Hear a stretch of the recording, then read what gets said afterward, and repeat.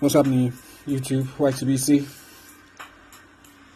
I just wanted to share my thoughts on how I felt about defensive responsibility in boxing. So I enjoy all aspects of boxing. I enjoy every single type of fight, every single type of style. I mean, I have my preference as to what kind of style I like to watch.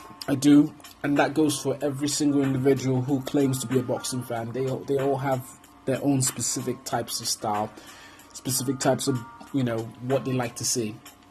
But I'm only talking specifically about myself. I mean, I like to watch fights and particularly pay attention to defensive responsibility. It really, I find it really fascinating to actually watch not necessarily two guys who are throwing punches at each other, trying to knock each other out. As much as I enjoy that, that's not the thing that sort of gets me going. What really gets me going is when the guys who are actually able to actually slip a punch, counter, and throw a punch back. Those who defensively, the defensive acumen is really high, and to have a pure understanding as to what's going to happen if a punch lands on them and what that kind of effect will be if they're not defensively responsible. I appreciate fighters like that who are skilled in both the art of offense as well as understanding the importance of defense. And that's something that is almost not necessarily a lost art, but it's a dying art because of the era we're in, the social media, people who actually don't appreciate that boxing is a form of martial arts. They don't understand the fundamentals of the actual sport. They sort of listen to negative connotations, negative words who are constantly perpetuated out there by the media, by people who claim to be fans, all that kind of stuff, using horrible words like running and,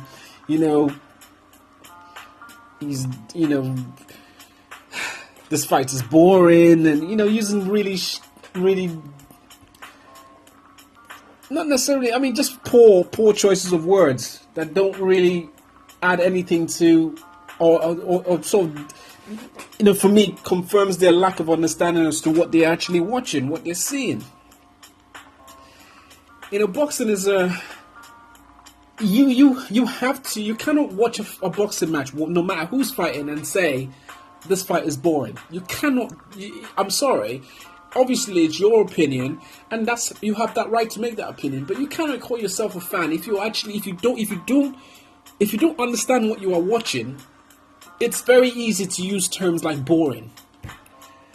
Somebody who's defensively, has a defensive acumen, who's defensively sound, who appreciates the fundamentals of defense.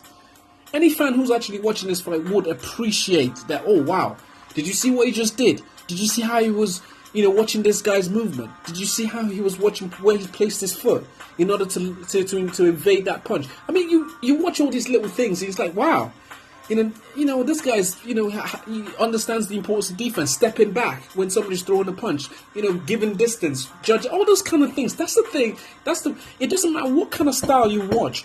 If you do not appreciate defense, then to me, there is an issue. I'm not here to judge your own particular criteria as to how you watch your fights. But when you just dismiss a fight as boring or a type of style as boring, that's where I have a problem. Because that's entirely your right, but you cannot call a boxing match boring if you don't understand, because it clearly shows that you don't understand what you are seeing. There's obviously other aspects there, because it's you have to understand boxing has so many different types of styles. Defense is a fundamental of boxing, absolute important fundamental. And if you appreciate that, if you understand that, then then you'll be able to evolve and understand the sport and grow with the sport. I appreciate defense. I appreciate very good defenders. As much as I appreciate very good offenders, obviously I want people to throw punches. Yes, that's absolutely fine, but also understand I want to watch somebody who's a very good defender be able to counter somebody who's a very good offender. Or somebody who's a very good offender, very offensively sound. When I say offender, somebody who's offensively sound, be able to counteract somebody who has a very good defense. How do you make them fall into certain traps so you'll be able to land your punches cleaner? Because obviously they'll be able to slip punches, move the head out position, move out of range. Understand judging distance.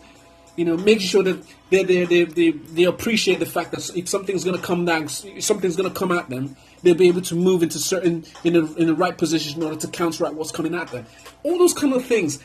I mean, I love it. I really enjoy it. I appreciate it every time. It just gets me going.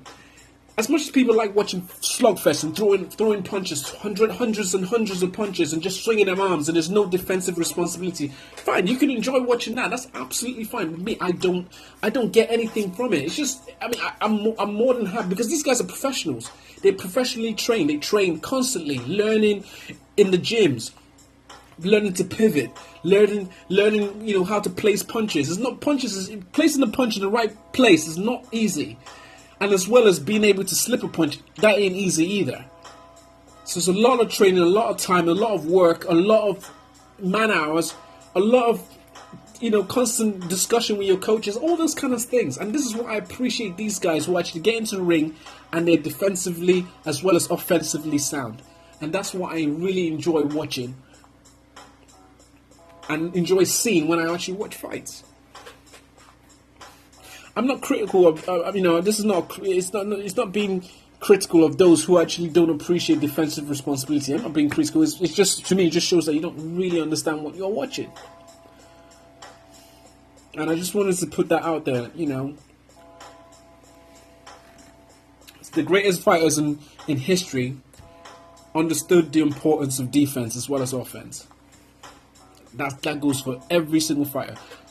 The only difference is those who didn't, respect or wanted to please so-called quote-unquote fans because they wanted to show their macho. Some of those fighters didn't have very long careers, or their careers were, extremely damaged by the fact they took so many punches. Defense is very important, and I appreciate very good defenders.